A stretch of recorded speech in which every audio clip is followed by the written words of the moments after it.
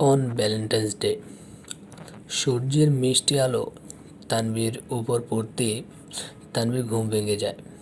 ঘুম ভাঙার পর প্রতিদিনের মতো নিজেকে নীরের বাহু ধরে আবদ্ধ পায়। তানভীর দিকে চেয়ে থাকে। একদম নিষ্পাপ তার মুখখানি, ঠোঁটগুলো ঠিক গোলাপের পাপড়ির মতো লাল, ডান চোখের একটু নিচে একটা তেল, নাকটা চিকন সরু, চুলগুলো সিল্কি হওয়ার কারণে কপালে এসে ঘাপটি মেরে বসে আছে। একদম বাচ্চাদের মতো লাগছে। কোনো ছেলে যে এত কিউট হতে পারে তার নীরকে না দেখলে তানভীর জানতেই পারতো না। তানভীর ইচ্ছে হচ্ছে চুলগুলো নিয়ে খেলতে, তাই সে আর তার ইচ্ছাকে দমিয়ে না রেখে নীরের চুলগুলো নিয়ে খেলা শুরু করে দেয়। অতঃপর নীরের কপালে ভালোবাসার পরশ বুলিয়ে উঠতে নীর খপ করে তানভীর হাত ধরে ফেলে, বলে, মাইয়া কাছে আইলে পোলাগো ঘুম এত হালকা হয় কে? এমনি তো আগুন লাগলেও ঘুম থেকে উঠবো না। তানভীর নীরের দিকে ঘুরে তাকায়। নীর চোখ বন্ধ করে বলে, ঘুমের মধ্যে একটা ছেলেকে নির্যাতন করা ঠিক না। তানভী বলে, আমি আবার কখন নির্যাতন করলাম? নীর বলে, এই যে আমার মতো অসহায় একটি ছেলে যখন ঘুমিয়েছিল তখন তুমি ওর চুল নিয়ে খেলছিলে, তারপর ওর কপালে চুমু খাইছো, একটি পুরুষ নির্যাতন না? তানভী এবার হো করে হেসে দেয়। তারপর হাসি থামিয়ে বলে, ও লিল্লে আমার অসহায় কদু চোরটা, তুমি যে এত বোকা তা জানতাম না। আমি যেটা করছি ওইটা কোনো নির্যাতন না, ওইটা আমার অধিকার। আমি আমার বরের চুল নিয়ে খেলছি, তার চুমু খাইছি, তাতে তোমার কি শুনি? নীর এবার তানভীকে নিচে ফেলে ওর উপরে বসে বলে, তাই না? যদি সেটা তোমার অধিকার থাকে তাহলে আজ আমিও আমার অধিকার নিতে চাই। এই বলে নীর তানভীর ঠোঁট দুটো আঁকড়ে ধরে। তানভী আজ ছোটাছুটি করছে না, বরং আয়সে চোখ বুজে নিয়েছে। প্রায় 10 মিনিট পর তানভীকে উঠে বসে। তারপর তানভীর দিকে তাকিয়ে বলে, যাও ফ্রেশ হয়ে নাও, আর শোনো, আলমারিতে একটা প্যাকেট আছে, সেটা সন্ধ্যায় পরে রেডি হয়ে নিও, এক জায়গায় যাবো। তানভীর মাথা নিচু করে ওয়াশরুমে চলে যায়। নীর সেই দিকে তাকিয়ে মনে মনে বলে, তোমাকে এইভাবে আপন করতে চাই না, কিছু স্পেশালি মোমেন্ট ক্রিয়েট করে দিনটাকে মেমোরেবল করতে চাই, যাতে এই দিনটি তোমার জন্য স্মৃতি হয়ে থাকে। আজ তোমার চোখের আমি আমার জন্য ভালোবাসা দেখেছি, তোমাকে আপন করে নেওয়ার সম্মতি পেয়েছি, শুধু আরেকটু অপেক্ষা করো, আজই তোমায় আপন করে নিব। সকালে নাস্তা করে নীর চলে যায়। তানভীর রুমে গিয়ে পড়তে থাকে। সামনে এক্সাম, কলেজ আপাতত অফ, তাই বাসায় থেকে পড়ছে তানভীর। এমনি পড়ালেখায় কাঁচা, তাই আগে থেকে ট্রাই করছে। বিকেলে তানভী আলমারি খুলে একটা প্যাকেট পায়। প্যাকেট খুলে দেখে রেড কালার শাড়ি, তার উপর অনেক সুন্দর পাথরের ডিজাইনের সাথে ম্যাচিং অর্নামেন্টস। তানভী খুব পছন্দ হয়েছে, তাই সে তাড়াতাড়ি গিয়ে শাড়িটি পরে আসে। চোখে হালকা কাজল, রেড লিপস্টিক, কানে ঝুমকা, হাতে লাল রেশমি চুড়ি, চুলগুলো এক সাইডে নিয়ে ছেড়ে দিয়েছে। আজ তানভীরকে সেই লাগছে। নীর দেখলো নির্ঘাত আবার নতুন করে তানভীর প্রেমে পড়বে। তানভীর সেজে বসে আছে, ঠিক তখন নিচ থেকে গাড়ির হর্নের শব্দ কানে ভেসে আসে। তানভীর বারান্দায় গিয়ে দেখে নীর গাড়িতে বসে হর্ন বাজাচ্ছে। তানভীর দ্রুত নিচে নেমে আসে। নিচে গিয়ে দেখে নীর গাড়ির সাথে হেলান দিয়ে দাঁড়িয়ে আছে। তানভীর ধীর পায়ে নীরের দিকে এগোতে থাকে। নীর সামনে তাকাতেই তানভীরকে দেখে স্থির হয়ে যায়। লাল শার্টে বেশ মানিয়েছে ওকে। নীর প্রাণ ভরে তার মায়াবতীকে দেখছে। তানভীর কাছে আসতে নীর ওর কানের সামনে ঝুঁকে লো ভয়েসে বলে, আজ কিন্তু তোমায় সেই লাগছে জান। আজ হয়তো নিজের উপর নিয়ন্ত্রণ রাখা আমার জন্য বড্ড দায় হয়ে যাবে। তানভীর তা শুনে গাল একদম লাল হয়ে যায় আর নিচু স্বরে বলে, কদুচোর মার্কা অসভ্য। নীর মুচকি হেসে গাড়ির দরজা খুলে দেয়। তানভীর গিয়ে বসে সিট বেল্ট পরে নেয় আর নীরও গাড়িতে উঠে চালানো শুরু করে। সন্ধ্যায় প্রায় নেমে এসেছে আর গাড়ি চলেছে আপন গতিতে। তানভীর বাইরে তাকিয়ে আছে, বাতাসে চুলগুলো উঠছে। নীর ড্রাইভ করছে আর মাঝে মাঝে তানভীর দিকে তাকাচ্ছে। গাড়ি এসে একটা রিসোর্টের সামনে থামে। নীর গাড়ি পার্ক করে নেমে যায়, সাথে তানভীরও। নীর একটা কালো কাপড় দিয়ে তানভীর চোখ বেঁধে দেয়, তারপর ওকে কোলে তুলে নিয়ে হাঁটা শুরু করে। তানভীর কিছু বলতে গেলে নীর তাকে চুপ করিয়ে দেয়। নীর সুইমিং পুলের সামনে এসে তানভীরকে কোল থেকে নামায়, তারপর আস্তে করে ওর চোখ দুটো খুলে দেয়। তানভীর আস্তে আস্তে চোখ খুলে একদম অবাক হয়ে যায়। চারিদিকে লালা লাভ শেপ বেলুন আর গোলাপের পাপড়ি, সামনে একটা টেবিলে তাতে দুটো চেয়ার আর তার উপর রেড ভেলভেট কেক। টেবিলের উপরে লাল কালারের নেটের কাপড় দিয়ে ছাউনি তৈরি করা। তানভীর পাশে তাকাতে অবাক হয়ে যায়। সুইমিং পুলের উপর গোলাপের পাপড়ি দিয়ে আই লাভ ইউ লেখা। তানভীর নীরের দিকে তাকাতে দেখে নীর হাঁটু গেড়ে বসে, একটা রিং হাতে আছে। নীর বলতে শুরু করে, জানি না কীভাবে কেমনে কখন আমি তোমায় ভালোবেসে ফেলি। কখনো কোনো মেয়েদের প্রতি আমার এমন ফিলিংস হয় নাই। যেমন তোমায় দেখার পর হয়েছিল, নিজের অজান্তেই তোমার মায়ায় পড়ে গিয়েছে, প্রেমে পড়ে গিয়েছে তোমার এই কালো দুই নয়নে, তোমার দুষ্টুমিতে, তোমার পাগলামিগুলোকে আমি ভালোবেসে ফেলেছি, তোমার বলা সে নামকে ভালোবেসে ফেলেছি। এখন তুমি ছাড়া আমি আর এক মুহূর্ত থাকতে পারবো না। তাই বলি কি, আমার কি হবে তুমি? এই কদুচুরিনি। আল্লাহ গো, লাইক সিরিয়াসলি এমন প্রপোজ মনে হয় আজ পর্যন্ত কেউ করে নাই।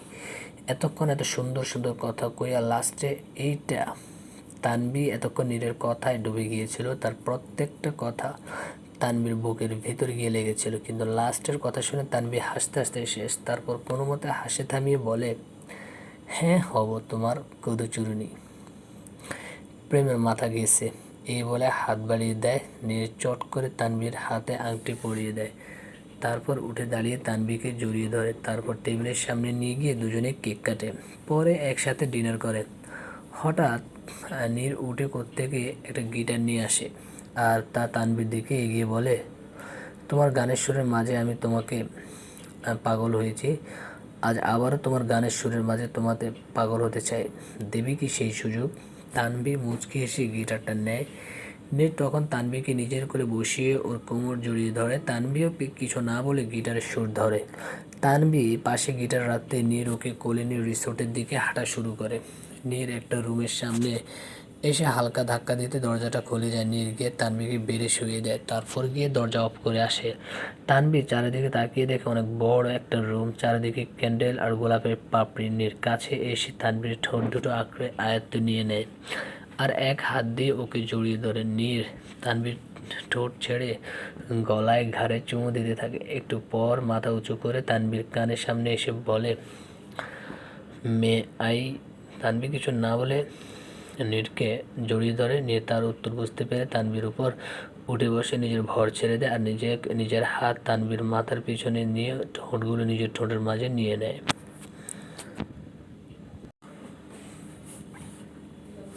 সেদিনের পর থেকে তানভী আর নীর এর মধ্যে স্বামী স্ত্রীর সম্পর্ক তৈরি হয়। দুজন এখন দুজনকে পাগলের মতো ভালোবাসে।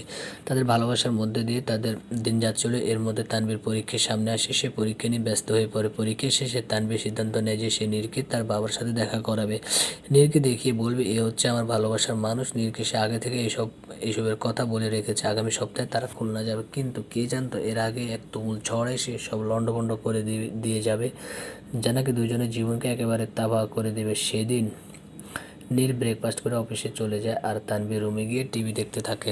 তখন হঠাৎ কলিং বেল বেজে ওঠে। তানভী অবাক হয়, এই সময় আবার কে আসলো। তানভী গিয়ে দরজা খুলে দেখে কেউ নেই। তানভী চারদিকে ভালো মতো তাকিয়ে দেখে কেউ নেই। তাহলে কলিং বেলটা কে বাজালো? তানভী ঘুরে আসতে নিবে, তখন তার চোখের নিচে দিয়ে যায়, সেখানে একটি বক্স পড়ে আছে না, তার উপর তানভীর নাম লেখা। তানভী সেটা হাতে নিয়ে দরজা লাগিয়ে বক্সটা নিয়ে রুমে আসে। তারপর ঘুরিয়ে ঘুরিয়ে তা দেখতে থাকে। তানভী বক্সটা খুলে ভিতরে যা দেখতে পায় তাতে আটকে ওঠে। ভিতরে কিছু ছবি আছে আর সাথে একটি হ্যান্ডি ক্যামেরা। ছবিগুলো হাতে নিয়ে দেখে তার মায়ের নিথর দেহের ছবি আর তার সামনে নীর বসে আছে, তার হাতে ছুরি, যেন তাকে এই খুন করে ছুরি বের করা হয়েছে। আরেক ছবি যে নীর পেটে ছুরি মেরে ধরে রেখেছে এমন ছবি। আরও কিছু ছবি। এগুলো দেখে তানভীর শরীর থরথর করে কাঁপতে থাকে। সে কাঁপা কাঁপা হাতে এবার হ্যান্ডি ক্যামেরাটা চালু করে। তাতে দেখতে পায় সামনে চেয়ারে নীরের মতো একজন পিছিয়ে ঘুরে দাঁড়িয়ে আছে আর তার সামনে এক লোক বলছে, আমার কিছু কাজ তোমায় করতে হবে। নীর বলে, কাকে খুন করতে হবে শুনি। লোকটি বলে, একজন ল্যান্ডলর্ড আছে, তাকে পুরাতন পল্টনে যে রহিম আমেজ আছে তাকে খুন করতে হবে। নীর বলে, কোনো ব্যাপারই না, খুন করা তো আমার বা হাতের কাজ, কিন্তু এর বিনিময়ে আমার কী চাই তা তো আপনি জানেনই। হ্যাঁ, তোমার টাকা তুমি পেয়ে যাবে, কারণ আমি জানি তোমার লাইফে টাকা ছাড়া কিছু জরুরি না। হ্যাঁ, টাকাই আমার সব, টাকার জন্য আমি সব করতে পারি। এই বলে হু হু করে হাসতে থাকে।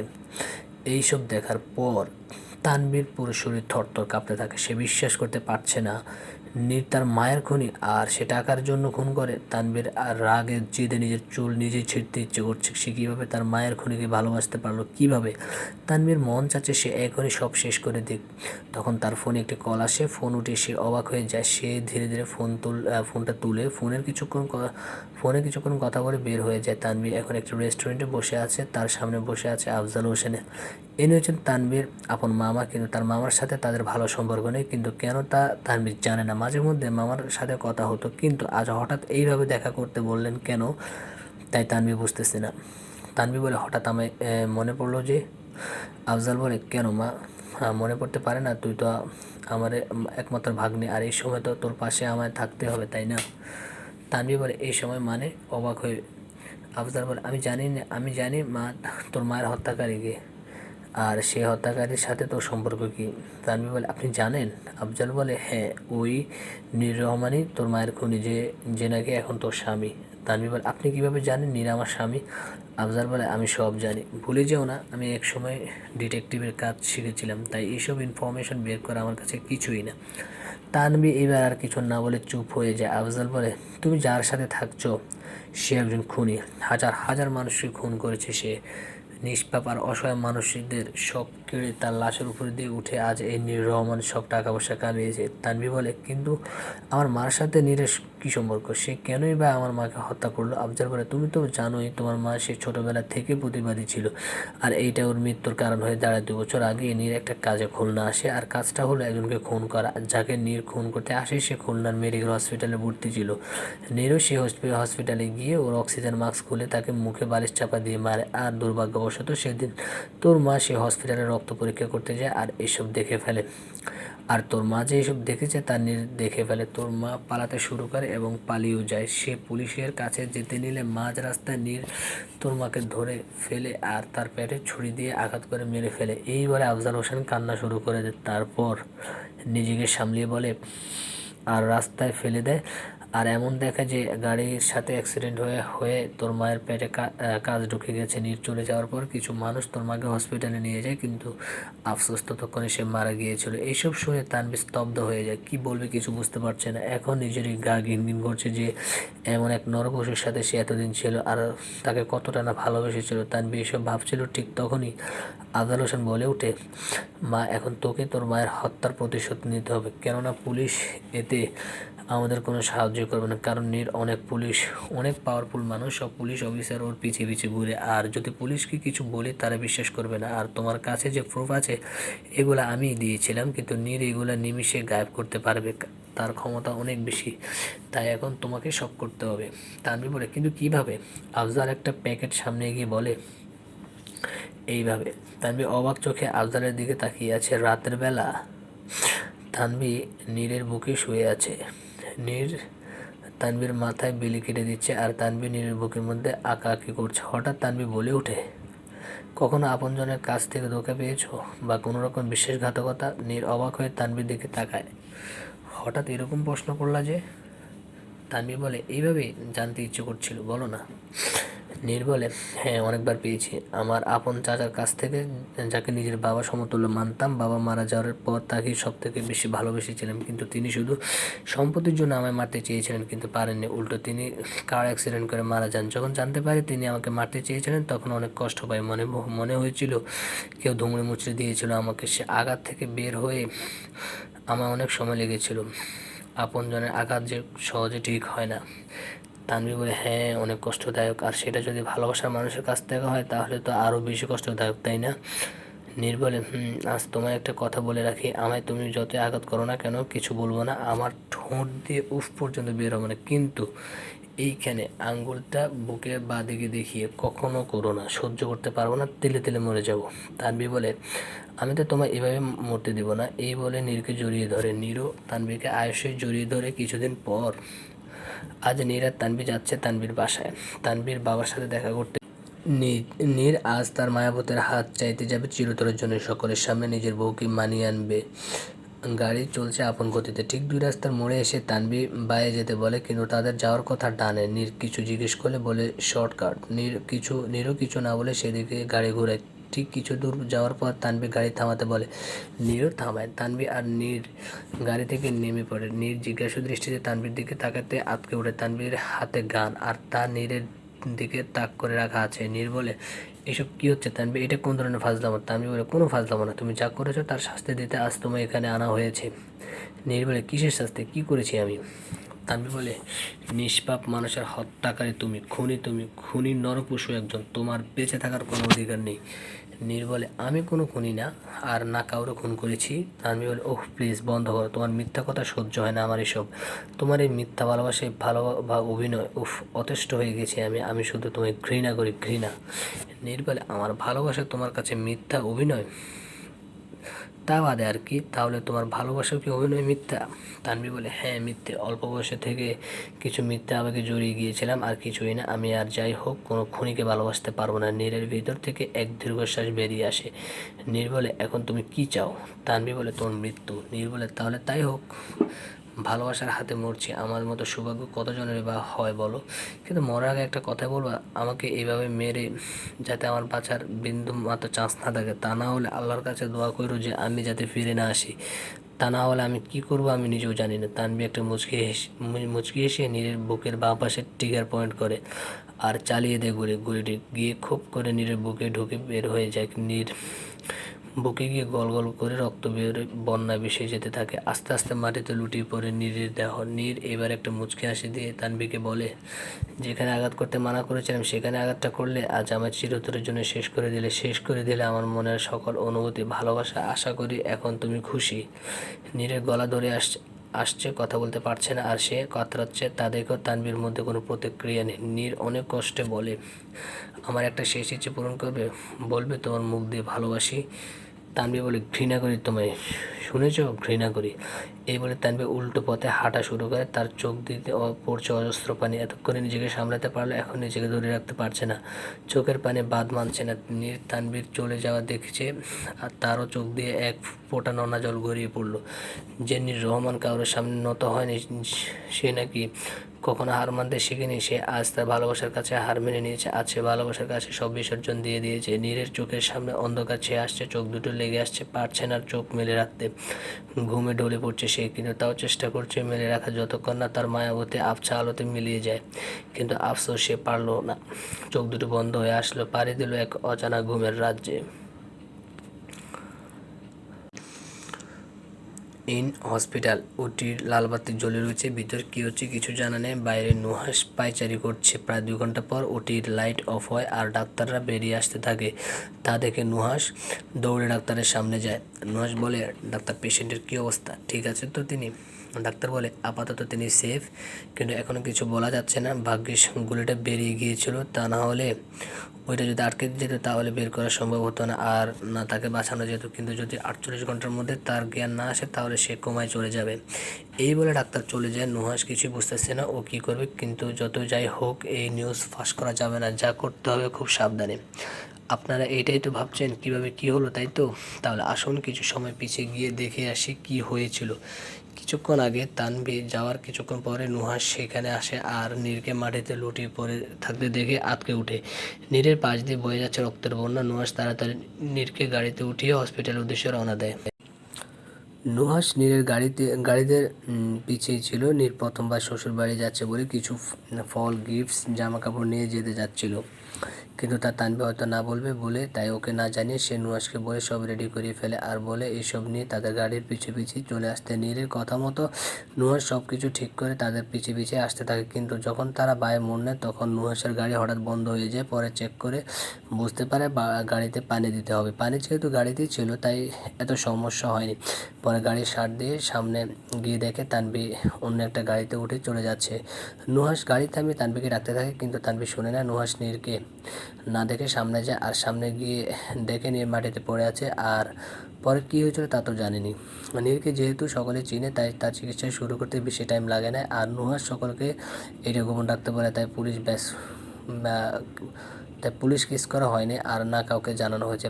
এখন প্রায় 48 ঘন্টা হতে আসলো, কিন্তু নীরের জ্ঞান ফেরার নামই নেই। নুহাস টেনশনে মরে যাচ্ছে, কী করবে কিছু বুঝতেছে না। নুহাস নীরের কেবিনে পায়চারি করছে। এমন সময় নীরের শ্বাস প্রশ্বাস হঠাৎ বেড়ে যায়, ঘন ঘন শ্বাস নিতে থাকে, হার্টবিট বাড়তে থাকে। এই দেখে নুহাস তাড়াতাড়ি ডাক্তারকে নিয়ে আসে। ডাক্তাররা আর নার্সরা চারদিকে ছোটাছুটি করতে থাকে। নুহাস রুমের বাইরে দাঁড়িয়ে সব দেখছে। প্রায় 1 ঘন্টা পর ডাক্তাররা বেরিয়ে আসে। ডাক্তারের চেহারা অন্ধকার বিরাজমান। নুহাস হাইপার হয়ে ডাক্তারকে জিজ্ঞেস করতে থাকে, কী হয়েছে? তখন ডাক্তার তাকে জানায়, সরি টু সে বাট তিনি কোমায় চলে গিয়েছে। তার জ্ঞান কবে ফিরবে তা আমাদের জানা নেই। আমাদের আশা ছিল যে আমরা তাকে যে পাওয়ারের ওষুধ দিচ্ছিলাম সেটাতে তিনি রেসপন্স করবে, কিন্তু তিনি করেননি। আমরা তাকে দেখে যতটুকু বুঝতে পেরেছি পেশেন্টের নিজেরই বাঁচার কোনো ইচ্ছা নেই, আর পেশেন্টের বাঁচার ইচ্ছা না থাকলে কোনো মেডিসিন বা কিছুই কাজ করবে না। এখন কোন চমৎকারে তাকে ঠিক করতে পারবে। এই বলে ডাক্তার চলে যায় আর নুহাসকে সেখানে বসে পড়ে। আজ প্রায় 7 বছর পর ধরে নুহাস নীরের সাথে কাজ করছে। নীরের একটু রাগী আর বদমাশি হলে মন অনেক ভালো। নুহাসকে সবসময় ছোটো ভাইয়ের চোখে দেখেছে, কোনো সমস্যা হলে নীর সবসময় নুহাসের পাশে ছিল। একবার নুহাসের মা অপারেশনের সময় রক্তের প্রয়োজন ছিল, কিন্তু কোথাও রক্ত পাচ্ছিল না। তখন এই তার মাকে রক্ত দিয়ে প্রাণ বাঁচিয়েছিল। সেই থেকে নীরের প্রতি তার শ্রদ্ধা আরও বেড়ে যায়। তাই তো নুহাস নীরকে ছেড়ে যেতে পারেনি। দিন যেতে থাকে কিন্তু নীরের কন্ডিশন কোনো চেঞ্জ আসে না। ডাক্তাররা চিকিৎসা চালিয়ে যাচ্ছে, নুহাস এখনও আশা ছাড়েনি। সেদিন রাত নীর পাশে থেকেছে। তার বিশ্বাস একদিন নীরের জ্ঞান ফিরবে। এদিকে তানভি বাসায় এসে নিজেকে ঘরবন্দি করে ফেলে। কারোর সাথে কোনো কথা বলেনি, একদম চুপ হয়ে যায়। আগে যা দুষ্টুমিতে পুরো ঘর মাতিয়ে উঠতো, আজ সে নিস্তব্ধ। তানভি চুপচাপ জানালার পাশে গিয়ে বসে আকাশের দিকে তাকিয়ে থাকে। মাঝে মাঝে তারা অবাধ্য চোখ দিয়ে কিছু নোনা জল গড়িয়ে পড়ে। তানভি অনেকবার আত্মহত্যা করতে চেয়েছে, কিন্তু তার বাবার মুখের দিকে তাকিয়ে পারেনি। তানভি প্রায় মাঝরাতে ঘুম থেকে দরপড়ে উঠত আর কান্না জুড়ে দিত। ওসমান সাহেব নিজের মেয়ের এমন পরিবর্তন কিছুতেই মানতে পারছিলেন না। তাই তিনি তানভীর বিয়ে ঠিক করে দেন। তার বিশ্বাস মেয়েকে বিয়ে দিয়ে দিলে সব ঠিক হয়ে যাবে। তাই তিনি যথাসম্ভব বিয়ের প্রস্তুতি নেন। তানভি এমন কেন করলো জানতে চাইবে না। কী এমন কথা হয়েছিল যা তানভীরকে বাধ্য করলো নিজের ভালোবাসাকে নিজের হাতে গুলি করতে? আসেন দেখে আসি সেদিন কি হয়েছিল। সেদিন আফজাল সাহেব বলে, মা, এখন তোকে তোর মায়ের হত্যার প্রতিশোধ নিতে হবে। কেননা পুলিশ এতে আমাদের কোনো সাহায্য করবে না, কারণ নীর অনেক পাওয়ারফুল মানুষ। সব পুলিশ অফিসার ওর পিছিয়ে পিছিয়ে ঘুরে। আমরা যদি পুলিশকে কিছু বলে তারা বিশ্বাস করবে না। আর তোমার কাছে যে প্রুফ আছে এগুলো আমি দিয়েছিলাম, কিন্তু নীর এগুলো নিমিষে গায়েব করতে পারে। তার ক্ষমতা অনেক বেশি, তাই এখন তোমাকে সব করতে হবে। তানভি বলে, কিন্তু কীভাবে? আফজাল একটা প্যাকেট সামনে গিয়ে বলে, এই যে এইভাবে। তানভি অবাক চোখে আফজালের দিকে তাকিয়ে আছে, কেননা প্যাকেটে একটা ফুল লোডেড গান ছিল।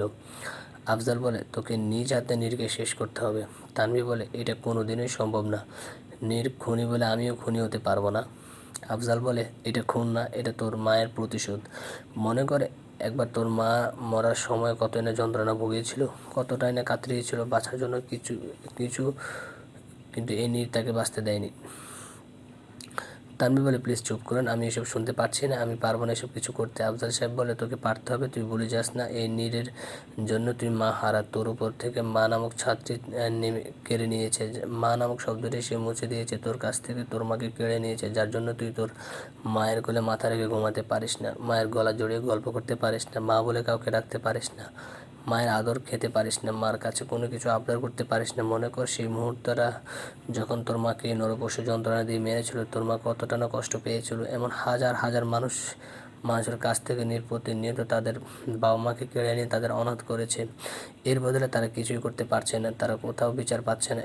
এখন একমাত্র তুই তাদের ন্যায় দেওয়াতে পারবি। তুই পারবি নিজের মায়ের মৃত্যুর প্রতিশোধ নিতে। দেখ মা, যা করতে হবে খুব দ্রুত, আর যা করতে হবে তোকে করতে হবে।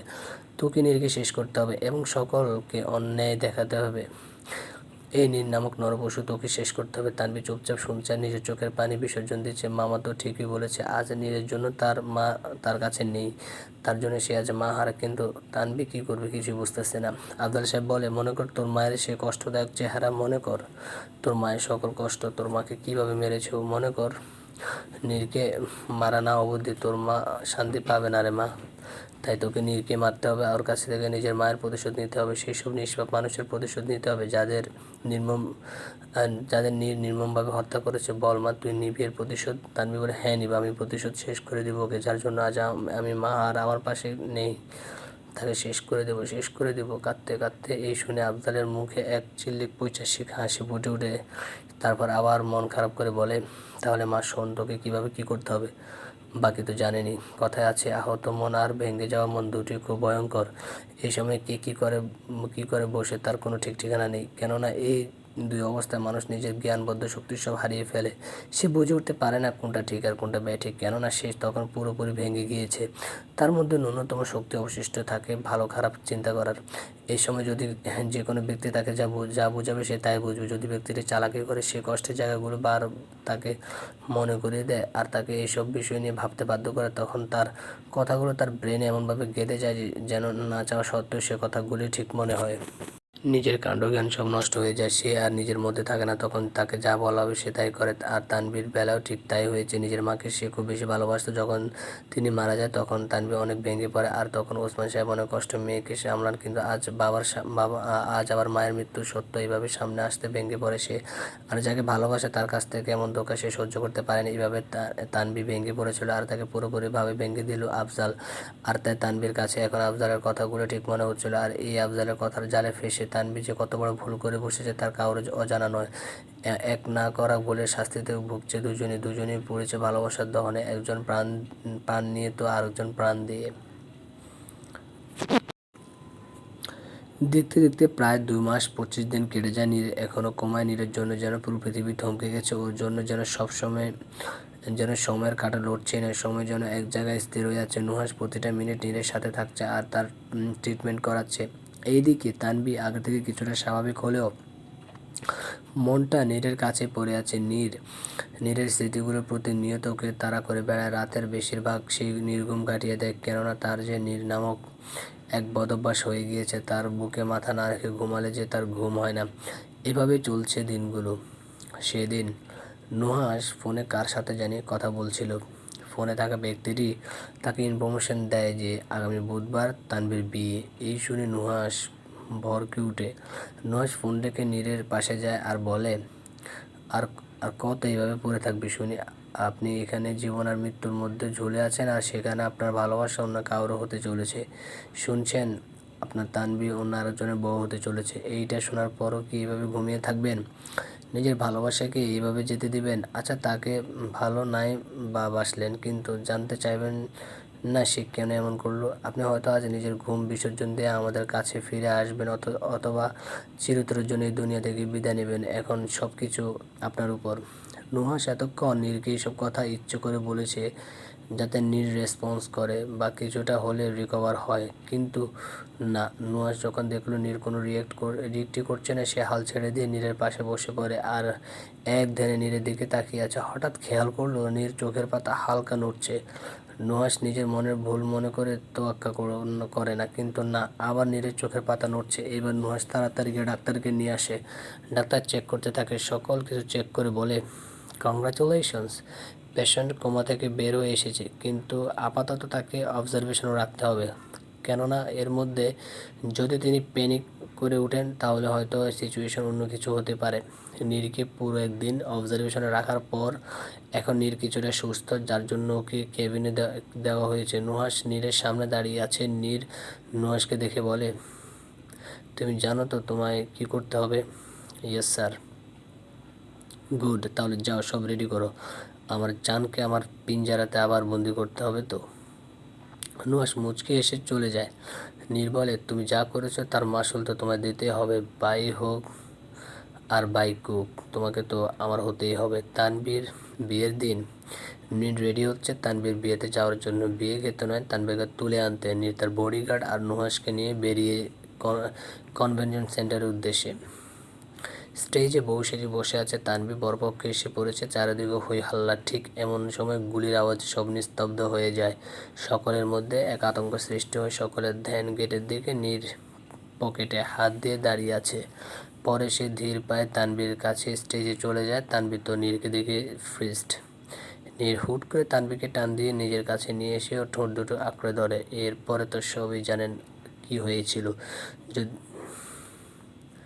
যদি ভুলে গিয়ে থাকেন তাহলে দয়া করে প্রথম পর্বে পড়ে আসুন। চলে আসলাম বর্তমানে। সূর্যের আলো তানভীরের উপর পড়তে তানভীর ঘুম ভেঙে যায়। ফ্লোরে ঘুমিয়ে গিয়েছিল তানভীর সেই আগের স্মৃতি মনে করতে করতে কখন যে ঘুমিয়ে পড়ে তা বুঝতে পারেনি। ঘুম থেকে উঠে সে ফ্রেশ হয়ে নিচে চলে আসে। চোখ দুটো ফুলে আছে, গাল দুটো একদম ফুলে লাল হয়ে আছে। তানভীর এক সমস্যা, কান্না করতে গেলে গাল দুটো ফুলে যায় আর লাল হয়ে যায়। তানভীর নিচে গিয়ে দেখে নীর সোফায় হেলান দিয়ে শুয়ে আছে। বুঝতে পারছে নীরের মাথা ধরেছে। নীরের মাথা ধরলে নীর এভাবে এসে সোফায় চোখ বন্ধ করে শুয়ে থাকে। তানভীর তা দেখে নীরের জন্য কফি করে নিয়ে আসে আর তার সামনে রাখে। কিছু আওয়াজে নীর চোখ খুলে সামনে তাকিয়ে দেখে তানভীর। নীর ভ্রু কুঁচকিয়ে তানভীর দিকে তাকাতে তানভীর কফিটা নিয়ে নীরের হাতে ধরিয়ে দেয় আর চলে যেতে নেয়। তখন নীর বলে ওঠে,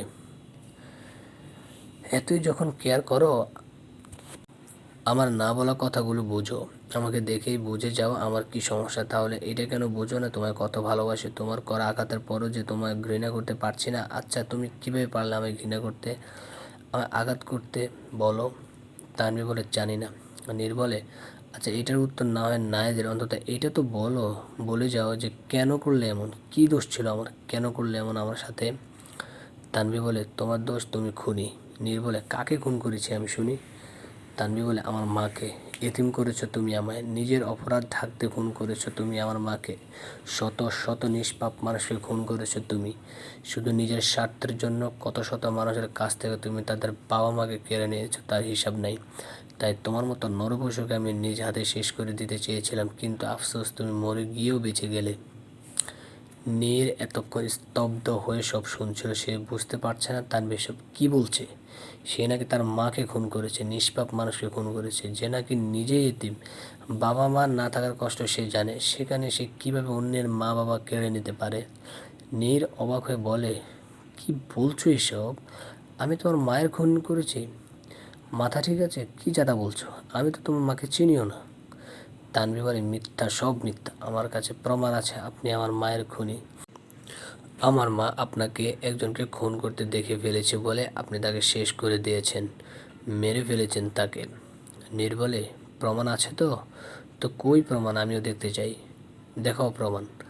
তানভীর বলে এখন আমার কাছে নেই, কিন্তু ঢাকায় আপনার বাসায় আছে, আমি নিজ হাতে সেগুলো আলমারিতে রেখে এসেছি। এই কথা শুনে নীর হো হো করে হাসতে থাকে, তারপর বলে তোমার কাছে প্রমাণ আছে? Like seriously? যা নয় তাই বলো না, তোমার কাছে কোনো প্রমাণই নেই, কেননা আমি কোনো খুনি করে কোনো প্রমাণ রাখি না। তাহলে প্রমাণ আসবে কোথা থেকে? আর প্রমাণ থাকেও তাতে কি, কেউ তোমায় বিশ্বাস করবে না। কার কাছে নিয়ে যাবে এই প্রমাণ? পুলিশের কাছে? সে তো আমার কেনা গোলাম। তাহলে করবেটা কি তুমি? তুমি চাইলেও আমার কিছু করতে পারবে না। আর তোমাকে এখন থেকে এই খুনির সাথেই থাকতে হবে, আমার আমার হয়ে থাকতে হবে, বুঝছো? তানভীর বলে কখনো না, আপনার মতো মানুষের সাথে আমি কিছুতে থাকতে পারবো না। এই বলে তানভীর দরজার দিকে যেতে নিলে নীর তানভীর গালে সজোরে এক থাপ্পড় বসিয়ে দেয়। তাল সামলাতে না পেরে তানভীর ফ্লোরে গিয়ে পড়ে। নীর তানভীরকে উঠিয়ে টানতে টানতে উপরে রুমে চলে যায় আর ওকে রুমের বন্ধ করে দেয়। তানভীর দরজা ধাক্কাতে থাকে, কিন্তু বাইরে থেকে কোনো সারা শব্দ পায় না। এক সময় দরজা ধাক্কাতে ধাক্কাতে সে ক্লান্ত হয়ে পড়ে। এদিকে নীর নুহাসকে ফোন করে কী জানি বলে, কথা শেষে নীরের মুখে এক চিল্লিক হাসি ফুটে ওঠে। নীর বলে এইবার জমবে খেলা, যে খেলার মাস্টার মাইন্ড আমি, সেই খেলায় আমার থেকেই চালাকি। আমার চোখে ধুলো দেওয়া এত সহজ, আমাকে হারানো এত সহজ নয়। যত যাই করো কিছু প্রমাণ করতে পারবে না তুমি। গেম খেলতে চাচ্ছ তো? Okay then, the game has been began. দেখতে দেখতে 2 দিন কেটে যায়। নীর এতদিন তানভীরকে ঘরে বন্দি করে রেখেছিল, শুধু খাবার দেওয়ার সময় নীর এসে খাবার দিয়ে যেত। তানভীর বুঝতে পারতেছে না সে কী করবে। এদিকে নীর সব ব্যবস্থা করে ফেলেছে, সব কিছু রেডি, এখন শুধু পাখি এসে ফাঁদে পা দিবে। কেউ জানে না এই পরবর্তীতে কী করতে চলেছে। ওর মাথায় যে কী ভয়াবহ প্ল্যান চলছে তা সে বাদে কেউ জানে না। তিহান আর নীর সামনাসামনি বসে আছে, তাদের মধ্যে গুরুতর কথা হচ্ছে। কথার মাঝে তিহান বলে ওঠেন তুই পাগল হয়ে গিয়েছিস? তোর এত বছরের কষ্টে কামানো অর্থ তুই এমনি বিলিয়ে দিবি? নীর বলে আহা শান্ত হ, আমি যা করছি নিজের ভালোর জন্য করছি। আমি তানভীরকে নিয়ে সুখে শান্তিতে থাকতে চাই, নতুন করে জীবন শুরু করতে চাই। তাই এখানের সব কিছু দান করে আমি তানভীরকে নিয়ে গ্রিস চলে যেতে চাই। তিন বলে দেখ তোর আরেকবার ভাবা উচিত। নীর বলে আমি যেহেতু একবার ডিসিশন নিয়ে নিয়েছি, তাহলে তুই ভালো করে জানিস আমি এর অনড় হব না। তুই আমার ফ্রেন্ড, তাই তোকে সব বকে যাচ্ছি, কেননা তুই এতদিন আমার সাথে ছায়ের মতো ছিলি, কিন্তু এখন হয়তো তার হবে না, তাই যাওয়ার আগে জানিয়ে গেলাম। তিয়ান এক দীর্ঘশ্বাস নিয়ে বলে ফ্লাইট কবে? নীর বলে 1 মাস পর। তিয়ান বলে ওকে, তুই যা ভালো বুঝিস, আশা করি ভালো থাকবি। নীর বলে তুইও ভালো থাকিস। তিয়ান একটা মুচকি হেসে আর কিছু না বলে চলে যায়। আর নীর সোফায় পায়ের উপর পা তুলে বসে দরজার দিকে স্থির দৃষ্টিতে তাকিয়ে থাকে। প্রায় 1 সপ্তাহ পর নীর তানভীর রুমে আসে, এসে দেখে তানভীর বিছানায় ঘুঁটি মেরে শুয়ে আছে। তা দেখে নীর মুচকি আসে, তারপর তানভীর পাশে গিয়ে বসে, ওর মাথায় বিলি কেটে দিতে থাকে আর আলতো করে ডাকতে থাকে বউ, ও বউ ওঠো, দেখো সন্ধ্যা হয়ে গিয়েছে। তানভীর বলে আর একটু ঘুমাতে দাও না নীর। চোখ বন্ধ করে ঘুমের ঘুরেই বলে। নীর বলে, তা তো হয় না, এখন যে আমাদের অনেক কাজ পড়ে আছে, উঠো তাড়াতাড়ি উঠো। তানভীর এবার আদো আদো করে চোখ খুলে তারপর নীরকে দেখে একগাল হাসি দেয়। নীর তা দেখে এক হাসি দেয়। পরক্ষণে তানভীর নীরকে জড়িয়ে ধরে ওর গালে কিস করে। নীরও এসে ওকে জড়িয়ে ধরে। রাতের বেলা তানভীর হাত রক্তে লাল হয়ে গিয়েছে, জামাতে লাল রক্তের ছাপ স্পষ্ট। ফ্লোরে একজনের নিথর দেহ পড়ে আছে, সাদা ফ্লোরে রক্ত ভেসে যাচ্ছে। সামনে আর কাউরও নয়, বরং নীরের দেহ পড়ে আছে। কিছুক্ষণ আগে তানভীর নিজ হাতে নীরের পেটে ছুরি ঢুকিয়ে দিয়েছে। তানভীর নীরের দিকে স্থির দৃষ্টিতে তাকিয়ে আছে, একটু মোবাইল হাতে নিয়ে কাকে যেন ফোন করেছে আর কথা বলতে থাকে। তানভীর বলে, কাজ হয়ে গিয়েছে মামা। আফজাল, সত্যি তুই নীরকে মেরে ফেলেছিস? তানভীর বলে, হ্যাঁ, তুমি এখন আসো। আফজাল বলে, হ্যাঁ আসছি। আফজাল ফোন রেখেই আরেকজনকে ফোন দেয় আর বলে, কাজ হয়ে গিয়েছে, তুমি আমার সাথে তাড়াতাড়ি ওই বাসায় চলো। এই বলে তিনি বেরিয়ে যান। কিছুক্ষণের মধ্যে আফজাল এসে পড়ে। কলিং বেল বাজতে তানভীর গেট খুলে দেয়। গেট খুলে স্থির দৃষ্টিতে তাকিয়ে থাকে, কেননা আফজাল একা নয়, তার সাথে আরেকজন আছে। আর তানভীর তাকে চিনে, সে আর কেউ নয় বরং তিহান। কিন্তু আজব করার বিষয়, তানভীর মুখে কোনো এক্সপ্রেশন নেই।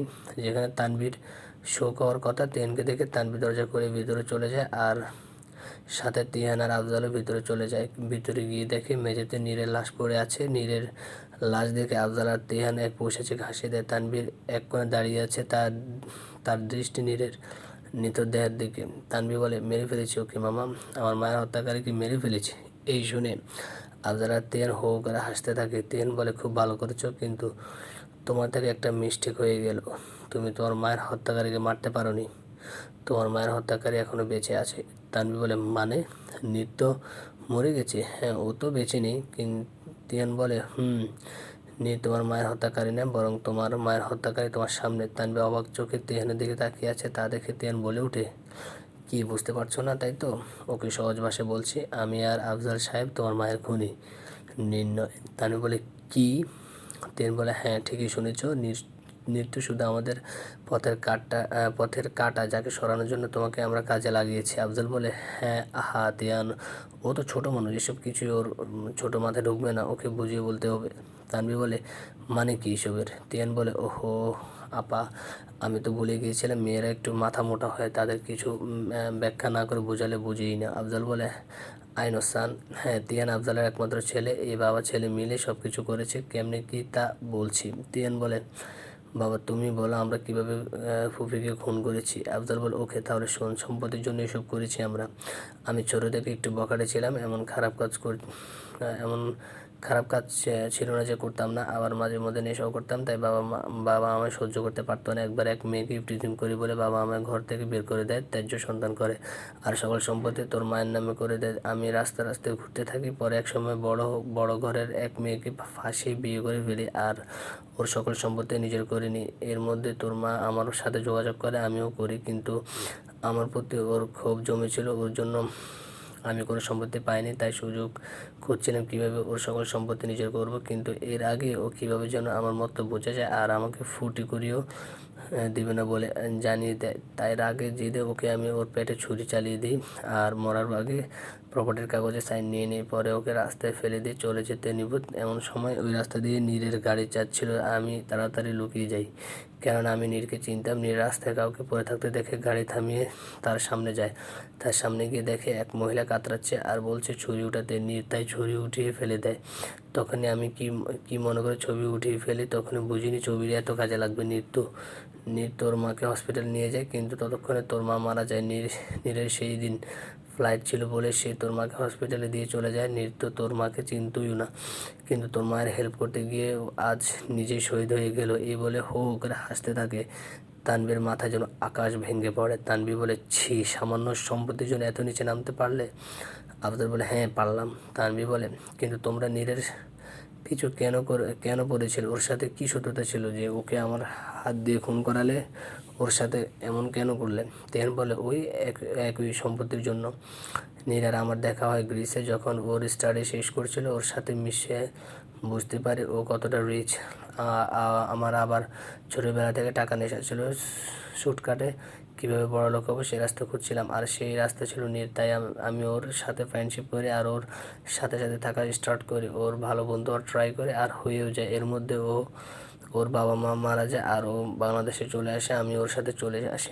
এখানে নিজের বাবার বিজনেস দেখতে শুরু করে আমি ওর সাথে যোগ হই, ওর বিশ্বাস অর্জন করে। নীরও আমায় অনেক বিশ্বাস করতো, তাই তো ও আমাকে ওর কোম্পানির 20% শেয়ারের মালিক করে দেয়, আর ওইটে অপব্যবহার করি আমি। ওর অগোচরে ওর নাম ইউজ করে চাঁদা উঠাতাম, মানুষকে ভয় দেখে টাকা নিতাম, অনেক সময় টাকার বদলে খুনও করতাম, কিন্তু নাম দিতাম নীরের। আর নীর যেহেতু অনেক ক্ষমতা, তাই কেউ ওর বিরুদ্ধে যাওয়ার সাহস পেত না। আর নীরও এসব জানতো না, কিন্তু আমার তো ওর প্রপার্টির দরকার ছিল, কিছুতেই সেগুলো হাতাতে পারছিলাম না। এমন সময় তুমিও লাইফে আসো, তখনও তোমাকে নিয়ে ব্যস্ত হয়ে পড়ে। তোমাকে দেখি, আমি তোমাকে দেখে চিনে যাই, কিন্তু তুমি আমি চিনোনি। কেননা তুই আমার আগেই দেখোনি।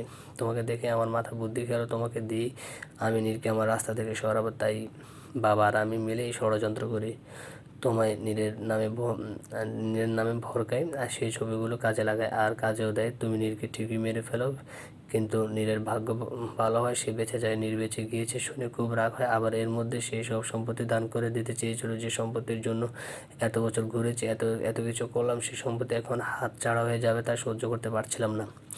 তানভি বলে, তাই তোমরা আবার আমাকে ইউজ করলে, আমাকে ফোন দিয়ে নীরের নামে ভরকালে, আবার আমায় ইমোশনাল ব্ল্যাকমেল করলে যাতে আমি আবার ওকে খুন করি, তাই তো? তিহান বলে, এই তো বুঝে গিয়েছো। এখন সব যখন বুঝে গিয়েছো আর জেনে গিয়েছো, তাহলে তোমার আর বেঁচে থেকে লাভ কি? তুমিও চলে যাও তোমার স্বামী নীরের কাছে। এই বলে তিহান পিছন থেকে গান বের করে তানভীর মাথায় ঠেকায়। তিহান বলে, গুড বাই তানভি, অনেক কষ্ট করেছো, এবার একটু আরাম নাও। এই বলে সে গুলি চালিয়ে দেয়। গুলির শব্দে পুরো বাড়ি কেঁপে ওঠে।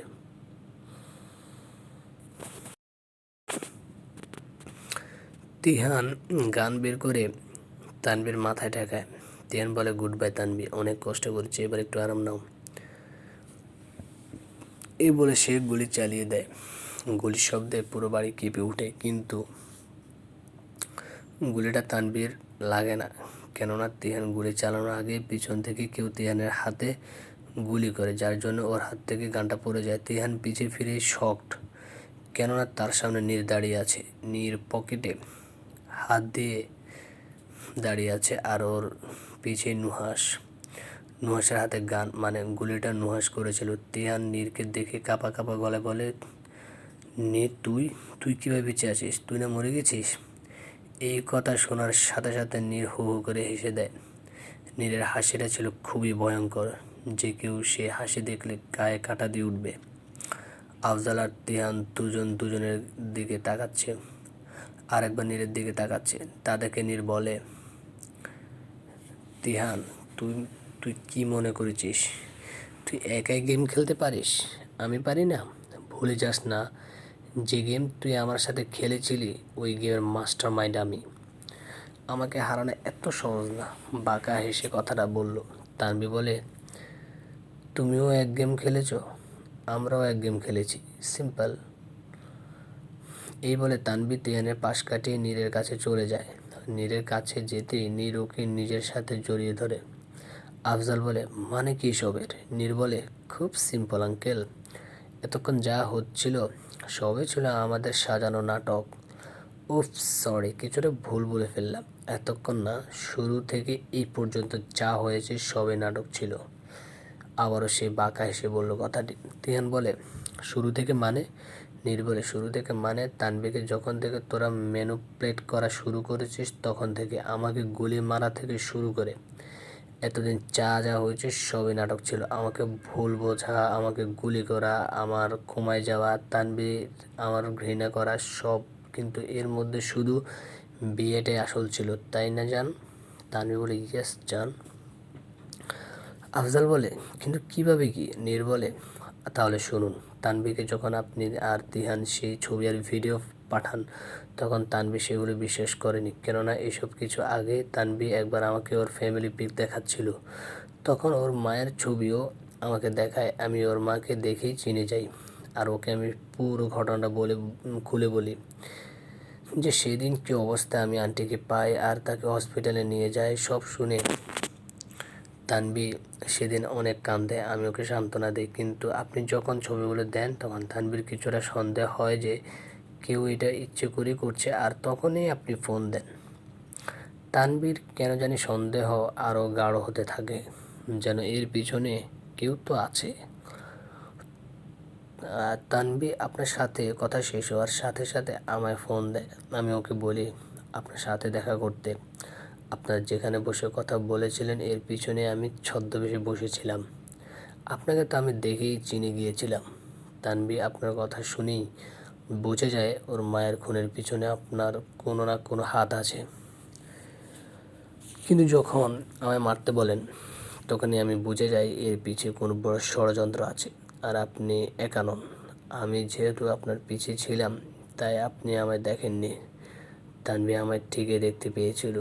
আমি ওকে ইশারায় বলি রাজি হয়ে যেতে, আর তানভিও তাই করে। আপনি মনে করেন ও আপনাদের জালে পা দিয়েছে, কিন্তু না, উল্টো আপনারা আমাদের জালে পা দেন। পরে বাসায় এসে আমি লেগে পড়ি সত্যিটা জানার পিছনে। এর মধ্যে নুহাসও আমার সাথেই ছিল। খোঁজ নিয়ে জানতে পারি আপনি তানভীর মাকে খুন করেন, কিন্তু আপনি আমায় কদর মারতে চান তা ক্লিয়ার ছিল না। আরও খোঁজ নেই, কিন্তু কিছু বের করতে পারি না। তাই আসল কালপ্রিটকে ধরতে তানভীকে বলি গুলি মারার অ্যাক্টিং করতে। বেচারি তো কিছুতেই আমায় গুলি মারতে চাইছিল না, কিন্তু ওকে বোঝাই যে আমার কিছু হবে না, আমি বুলেট প্রুফ জ্যাকেট পরে থাকবো, তুমি শুধু আমায় মারা অ্যাক্টিং করবে।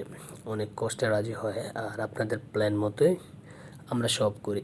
তানভীও আমায় গুলি মেরে চলে যায়, কিন্তু দুর্ভাগ্যবশত জায়গাটা একটু নড়ে যায়, যার ফলে গুলিটা আমার বাঁ পাশের সাইড ছুঁয়ে চলে যায়, যার ফলে আমি আহত হয়ে অজ্ঞান হয়ে যাই। নুহাস আড়ালে ছিল। আমার কাছে এসে যখন ও আমায় উঠাতে আসে তখন বুঝে গুলিটা আমার লেগে গেছে, তাই ও দ্রুত আমি হসপিটালে নিয়ে যায়। এর মধ্যে তানভীর খবর পেয়ে যায়, আর ও পাগলামো শুরু করে আমার কাছে আসার জন্য, কিন্তু এই সময় আমার কাছে আসলে পুরো প্ল্যান নষ্ট হয়ে যেত। তাই ওকে আমার কসম দিয়ে আটকে রাখি, কিন্তু কিভাবে যেন আপনারা জেনে যান আমি বেঁচে আছি, তাই কোমায় যাওয়ার অ্যাক্টিং করি। আর এমনিও আমার কিছু টাইম দরকার ছিল সব কিছু জানার। পরে জানতে পারি যে তিহান এইসব করে। ও যে আমার কোম্পানির সব শেয়ার নিজের নামে করে ফেলছিল সেটার খবর আমি ঠিকই পেয়েছি। আমিও ভাবতে পারিনি তিহান এমন করবে। আপনাকে দেখে আমার তিহানের উপর সন্দেহ ঠিকই হয়েছিল, কিন্তু পরে ভাবলাম ও এমন করবে কেন, তাই গুরুত্ব দেইনি। যখন জানি তখন অনেক বড় শক খাই। আমি কিছুটা আন্দাজ করতে পারছিলাম যে এইসব হয়তো প্রপার্টির জন্য, কিন্তু আমি শিওর ছিলাম না ও এমন কেন করছিল, কিসের জন্য। তাই সব সত্যি আপনাদের কাছ থেকে জানতে আবার এই নাটক করি, তানভীকে বিয়ে করি, ওর সাথে প্রতিশোধ নেওয়ার অ্যাক্টিং করে। বাসায়ও একই জিনিস করতে হয়, কেননা আপনারা যে বাসায় স্পিকার সেট করেছেন তা আমার জানা ছিল। আবার তার উপর আমার বডিগার্ডের বদলে নিজের লোকও দিয়ে দেন, তাই তানভী আর আমাকে এত ড্রামা করতে হয়। কিন্তু আপনারা তো নিজের থেকে ধরা দেওয়ার মানুষ না।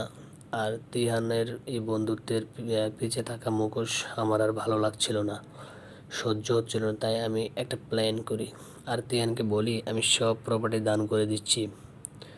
আমার বিশ্বাস ছিল যদি এইসব প্রপার্টির জন্য হয় তাহলে তিহান রিয়েক্ট করবে, আর তারা হুদাই উল্টো কোনো স্টেপ নেবে। আর ঠিক তাই হলো। তোমরা নিজ থেকে তানভীকে ফোন দিলে। তানভী বলে নিজের ওই লোক দিয়ে আমার কাছে ফোন পাঠালে আর আমাকে আবার উস্কাতে থাকতে। আমরাও এটাই চাচ্ছিলাম, তাই আমিও জলদি সব প্ল্যান মুনাফিক করে ফেলি। আবার নীরকে মারার প্ল্যান করি, আর দেখো এবার পারিন্দা নিজে এসে আমাদের চালে বন্দি হয়, আর তোতায়ের মতো সব বলে দেয়। নীর বলে তোমরা নিজের জাল নিজেরাই ফেসেছ। তোমরা কি মনে করেছো তানভীকে হাতিয়ার বানিয়ে আমাদের রাস্তা থেকে সরাবে? তা তো আর হলো না। উল্টো তানভীর দ্বারা তোমরা আমার জালে আটকে গেলে। তোদের নিজ হাতে শাস্তি দিতে চেয়েছিলাম, বাট তানভী চাচ্ছিল আইন তোদের শাস্তি দেখ, তাই বেঁচে গেলে। তা না হলে তোদের যে কী অবস্থা করতাম আমি তা কল্পনা করতে পারতি না। সে যাই হোক, তোমাদের মতো মানুষের সাথে কথা বলাটা আমার রুচিতে বাধে। So inspector come in. তখন ইন্সপেক্টর আর কনস্টেবল এসে ওদের হাতে হ্যান্ডকাফ পরিয়ে চলে যায়।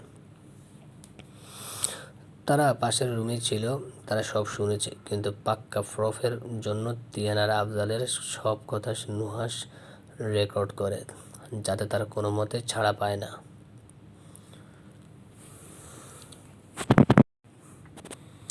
নীর আর তানভীর ব্যালকনিতে বসে আছে। তানভীর নীরের কোলে বসে আছে, নীর দু হাত দিয়ে তানভীর এর কোমর জড়িয়ে আছে। তাদের চাঁদের স্নিগ্ধ আলো দুজনের উপর পড়ছে, চারিদিকে হালকা বাতাস বইছে, একদম মনোমুগ্ধর পরিবেশ। তানভীর নীরের বুকে মাথা রেখে চাঁদ দেখছে, আর নীর তানভীরকে দেখছে। তানভীর তা বুঝতে পেরে বলে, এই যে মিস্টার কদুচোর, আমায় এভাবে কি দেখছেন? হ্যাঁ, চাঁদ দেখেন? নীর বলে, চাঁদই তো দেখছি, আমার চাঁদকে। তানভীর কথাটা বুঝতে পেরে নীরের বুকে মুখ লুকায়। নীর তা দেখে মুচকি এসে বলে, লজ্জায় মানায় কন্যারূপে এক অপ্সরীর মুখে, যেথায় তারা মুখখানি লাগে মুখোজ্জ্বল। ফুটে উঠে এক স্মিত লজ্জাময় হাসি, আর সেই হাসিতে মরি আমি শতবার। আমি কোনো সময় এসব বা ছন্দ লেখার চেষ্টাও করিনি, এটা ফার্স্ট টাইম লিখলাম, তাই কেমন হয়েছে জানি না, হঠাৎ মাথায় আসলো তাই লিখলাম, ভালো হয়েছে কিনা জানাবেন। তানভীর এবার মাথায় উঠিয়ে বলে, বাহ বাহ, এখন দেখি কবিও হয়ে গেছেন। নীর বলে, তোমার ভালোবাসার রঙে তো আমায় এমন বানিয়েছে, আমায় বিজনেসম্যান থেকে তোমার লাভার বানিয়েছে। তানভীর বলে, লাভার তো পরে, এর আগে তুমি কদুচোর। নীর বলে, হায় রে কপাল, কই রোমান্টিক মুড নিয়ে কথা বলতেছি আর তুমি আমার মুডের 13টা বাজাচ্ছ। তানভীর বলে, 100 বার বাজাবো, তাতে আমার কি? হ্যাঁ। নীর বলে, হ্যাঁ তোমার কি, তাই না? তারও দেখাচ্ছে। এই বলে কুট করে তানভীর ঘাড়ে কামড় বসিয়ে দেয়। তানভীর ব্যথায় আহ করে উঠে। নীর সরে আসতেই তানভীর নিজে ঘাড় হাত দিয়ে বুলোতে বুলোতে বলে, আগে তো জানতাম আপনি শুধু কদুচোর, এখন দেখি আম গাছের রাক্ষসনী। আম গাছের রাক্ষসনী থাকে? নীর বলে, আমি রাক্ষসনী তাই না? এবার দেখো এই রাক্ষসনী কী করে। এই বলে তানভীরকে কোলে নিয়ে রুমে যেতে শুরু করে, আর তানভীর হাত পা ছোড়াছুড়ি করতে থাকে। তা দেখে নীর একটু ধমকি সুরেই বলে, কোনো নড়াচড়া না, অনেক দূরে থেকে অনেক দূরে থেকেছি তোমার থেকে, আর না, আমাকে এখন তোমার প্রয়োজন, সবে ক্লেম। এই বলে তানভীরকে বিছানায় শুয়ে তানভীরের উপর চড়ে নিজের ভর ছেড়ে দেয়, আর তানভীর হাত বিছানার সাথে চেপে ধরে ও ঠোঁট দুটো আঁকড়ে ধরে, দুজনেই পাড়ি দেয় ভালোবাসার রাজ্যে। 3 মাস পর ওই কদুচোরের বাচ্চা কদুচোর চিল্লিয়ে নীর হন্তদন্ত হয়ে রুমে এসে বলে, কী হয়েছে, ষাঁড়ের মতো এমন চেঁচাচ্ছ কেন? এই বলে জিভে এক কামড় দেয়। কাম ছাড়ছে কি? আমি ষাঁড়ের মতো চেঁচাচ্ছি? আমি সাহস তো কম না, আমার মিথ্যা অপবাদ দাও, থাকুম না তোমার বেলা, আমি এখনই বাপের বাড়ি যামুগা, সরো। আরে আরে আরে জান, রাগ করতেছো কেন? আমি কি বলছি, তুমি ষাঁড়ের মতো চেঁচাচ্ছ? তুমি তো কত মিষ্টি কণ্ঠে আমায় ডাক দিলে, তাই না? তা কেন ডাকছিলে শুনি? হ্যাঁ, পানি খাও, পানি দাও। পানি তো তোমার সামনে টেবিলের দিকে তাকিয়ে। তানভীর বলে, তো পানি এনে দাও, আমি খাবো। নীর বলে, এই জন্য ডাকলে? জানো কত তোমার এই ডাকে কত ইম্পর্টেন্ট ভিডিও কনফারেন্স ছেড়ে আসছে, নিজেই তো পানিটা নিয়ে খেতে পারতে। তানভীর বলে, কি বললা? আমার কথা শুনতে শুনতে সাহস তো কম না? নীর বলে, না মানে। তানভীর বলে, চুপ, তুমি নিজেই তো বলছিলা এই 9 মাস তুমি আমায় প্রপার টেক কেয়ার করবা, আমার সব কাজ তুমি করবা, সব সময় আমার পাশে থাকবা, তাহলে এখন এইসব বলতেছো কেন? হ্যাঁ, ও বুঝছি, আমায় এখন ভালো লাগে না, তাই না? আগের মতো আমি এখন স্লিম না, মোটা হয়ে যেতেছি, আগের মতো তেমন সুন্দরও না এখন, তাই তো মন উঠে গেছে আমার থেকে, তাই না? এই বলে কান্না জুড়ে দিল। নীর গিয়ে এবার তানভীর পাশে বসে ওকে জড়িয়ে ধরে বলে, কেন বলছি এইসব যে তুমি মোটা হচ্ছ? তুমি তো দিন দিন কিউট হচ্ছ, একেবারে টেডি বিয়ারের মতো, আর তোমার ভিতরে আর এক টেডি বড় হচ্ছে, বুঝলা? আর কি জানি বললে, তুমি সুন্দরও না? তুমি আগের চেয়ে আরও বেশি সুন্দর হয়ে গিয়েছো, আর তুমি সুন্দর হওয়ার অসুন্দর তুমি আমার, বুঝলা? তোমার উপর কখনো আমার মন উঠে যাবে না, কেননা আমার মন যে তোমাতে বন্দি, সে চাইলেও তো সেখান থেকে মুক্ত হতে পারবে না, বুঝলে? এখন কান্না অফ করো, আমি পানি দিচ্ছি, ওয়েট। এই বলে নীর তানভীরকে পানি খাইয়ে দেয়। তারপর তানভীর পাশে বসে। তানভীর নীরকে জড়িয়ে ধরে বলে, অনেক বেশি ভালোবাসি তোমাকে নীর, কিন্তু মাঝে মাঝে আমার কি হয় বুঝি না, অকারণে ওভার রিয়েক্ট করে বসি, প্লিজ তাতে কষ্ট পেও না, আর আমায় ছেড়ে যেও না। নীর মুচকে এসে বলে, আরে এটা তেমন কিছু না, এমন এমন হবেই, এই সময় তোমার মুড সুইং হবে, এটাই স্বাভাবিক, এতে তোমার দোষ নেই, তুমি এখন এত কিছু না ভেবে ঘুমাও। তানভি বলে, তোমার বুকে ঘুমাতে দিবে? নীর বলে, এইটা আবার জিজ্ঞেস করতে হয়, আসো। তারপর নীর তানভিকে বুকের সাথে জড়িয়ে ধরে শুয়ে পড়ে আর ওর মাথায় হাত বুলিয়ে দিতে থাকে। সবাই যা ভাবছেন তাই ঠিক। তানভি মা হতে চলেছে 2 মাসের অন্তঃসত্ত্বা সে, কিন্তু তানভি অন্যদের তুলনায় বেশ দুর্বল, আর তার উপর রক্ত আর ভিটামিনের অভাব তো আছেই। ডাক্তার ওকে বেশি বেশি রেস্ট নিতে বলছে আর প্রপার টেক কেয়ার নিতে বলছে, ঠিকমতো ওষুধ আর খাবার খেতে বলছে, তা না হলে পরবর্তীতে সমস্যা হতে পারে। তানভীর সব কাজের জন্য সার্ভেন্ট থাকলেও তানভীর শুধু নীরকে চায়, তাই বাধ্য হয়ে নীর ওর পাশে কাছে থাকে। তানভি ওর প্রপার টেক কেয়ার নেয়, সবসময় তানভি ওর দিকে খেয়াল রাখে, কোনো কিছুতে কমতে রাখে না সে। এইভাবেই চলছে দিন। 3 বছর পর তানভি বলে, নিতান বাবা এইভাবে দৌড়ায় না, পরে যাবে তো, দেখো মাম্মার সাথেও এমন দুষ্টামি করে না। নিতান বলে, আমি থাকবো না। তানভি বলে, এমন করে না সোনা, খেয়ে নাও না, মাম্মা আর পারছে না। কিন্তু কে শুনে কার কথা? নিতান তো সারা বাড়ি দৌড়াবেই। আর পিছে তানভি খাবার নিয়ে দৌড়াচ্ছে। অবশেষে ধরে ওকে খাইয়ে দেয়। খাওয়া শেষে তানভি পিছে ঘুরে দেখে নিবি মুখ ফুলিয়ে কোমরে হাত দিয়ে দাঁড়িয়ে আছে। তাদেরকে তানভি ওর কাছে যেতে বলে, কী হয়েছে আমার সোনা পাখিটা এইভাবে মুখ ফুলে দাঁড়িয়ে আছে কেন সে? নিবি বলে, কথা বলবো না তুমি আমার সাথে। তানভি বলে, কেন, আমি কি করছি শুনি? নিবি বলে, তুমি আমায় একটু ভালোবাসো না, শুধু ভাইয়াকে ভালোবাসো। তানভি বলে, ওরে আমার সোনাটা, কে বলেছে আমি তোমায় ভালোবাসি না? না মাম্মা, তোমাকে অনেক বেশি ভালোবাসি। নিবি বলে, মিথ্যা কথা, তুমি আমায় ভালোবাসো না। যদি ভালোবাসতে তাইলে শুধু ভাইয়াকে খাইয়ে দিতে না, আমালেও খাইয়ে দিতে। তানভি বলে, কে বলছে আমি তোমাকে খাওয়াবো না? এই যে এখন খাওয়াবো। তোমার ভাই তো খিচুড়ি ছাড়া কিছু খায় না, আর তুমি তো খিচুড়ি খাও না, তাই আমি ওকে একা খাইয়ে দিলাম। এখন চলো তোমাকে খাইয়ে দেবো, তোমার জন্য আমি পায়েস রেখেছি। সত্যি? তানভি বলে, হ্যাঁ চলো। নিবি বলে, ওকে চলো চলো। তারপর তানভি নিবিকেও খাইয়ে দেয়। খাওয়া শেষে 2 ভাই বোনকে একসাথে ঘুম পাড়িয়ে দেয়। এইবার আসি পরিচয়ে। নিতান আর নিবি হচ্ছে তানভি আর নীরের ছেলে মেয়ে। তানভীর টুইন বেবি হয়, একটা ছেলে একটা মেয়ে। নীর আর তানভীর নামের সাথে মিলিয়ে দুজনের নাম রাখা হয় নিতান আর নিবি। নিবি দেখতে একদম নীরের মতো হয়েছে, আর নিতান দেখতে একদম তানভীর মতো হয়েছে। দুজনেই বেশ দুষ্ট, দুজনে মিলে তানভীকে পাগল করে ফেলে। তানভী একটু রাগ হলে পরে ওদের নিষ্পাপ চেহারা দেখে সব ভুলে যায়। আর নিতান আর নিবি যেন ওর কলিজা, অনেক বেশি ভালোবাসে দুজনকে সে। তাদের কিছু লাগলে বলতে দেরি, কিন্তু আনতে দেরি নয়, দুজনকে একদম মাথায় উঠিয়ে রাখে। অফিস শেষে দুজনের জন্য সবসময় কিছু না কিছু নিয়ে আসে। তারা একদম একটা পারফেক্ট ফ্যামিলি। রাতের বেলা নিতান আর নিবি রুমে ঘুমিয়ে আছে। নীর আর তানভি ব্যালকনিতে দাঁড়িয়ে আছে, বাইরে মনোরম পরিবেশ উপভোগ করছে। হঠাৎ নীর তানভিকে পেছন দিক থেকে জড়িয়ে ধরে ওর কাঁধে থুতনি রেখে বলে, আজ আমাদের বিয়ের 5 বছর পূর্ণ হলো, তাই না? এখন এখন বললেন না কেমনে? কেননা নীর আর তানভি এর আরও 5 বছর আগে বিয়ে হয়েছিল, আর সবার সামনে বিয়ে হয় 3 বছর আগে। তানভি বলে, দেখতে দেখতে কীভাবে 5টি বছর কেটে গেলো, তাই না? বুঝতে পারলাম না। নীর বলে, কিন্তু তোমার প্রতি আমার ভালোবাসা এখন একটু কমলো না, বরং দিন দিন যেন এই ভালোবাসা বেড়েই চলেছে। তানভি বলে, যা, তুমিও না 2 বাচ্চার বাপ হয়েও এখন এসব বলছো। নীর বলে, তো সমস্যা কই? আর কথায় লেখা আছে 2 বাচ্চা বাপ হলে এইসব কথা বলা যাবে না। বরং আমার তো মনে হয় আমাদের আরও 2টা বাচ্চা নেওয়া উচিত, কি বলো? তানভি বলে, না রে বাবা না, এই 2টার পালতে পালতে আমি শেষ, আরও 2টা আসলে তো আমি জানে শেষ। নীর বলে, তাই না? তখনই পিছন থেকে কেউ বলে ওঠে, এটা কিন্তু ঠিক না পাপা, তুমি একা একা শুধু মাম্মাকে আদর করতো। নিতান বলে, পাপা তুমি আমাদের একটু আদর করো না, শুধু মাম্মাকে আদর করো। এই শুনে নিয়ে তাড়াতাড়ি তানভীর থেকে সরে দাঁড়ায় আর মুখে একটা হাসি ফুটে বলে, কে বলেছে আমি তোমাদের আদর করি না? আসো এখনই আদর করে দিচ্ছি। বলতে দেরি, কিন্তু নিবি আর নিতানের দেরি নেই আসতে। দুজনেই দৌড়াদৌড়ি করে নীরের কোলে চড়ে বসে। নীর ওদের কোলে নিয়ে দুজনের গালে কিস করে। নীর বলে, এবার হয়েছে? নিবি বলে, হয়েছে। নিতান বলে, মাম্মাম তুমি আদর করো। তানভি কাছে এসে দুজনের গালে কিস করে দেয়, আর দুজনে খিলখিল করে হেসে ওঠে। ওদের হাসি দেখে নীর ও তানভিও হেসে ওঠে।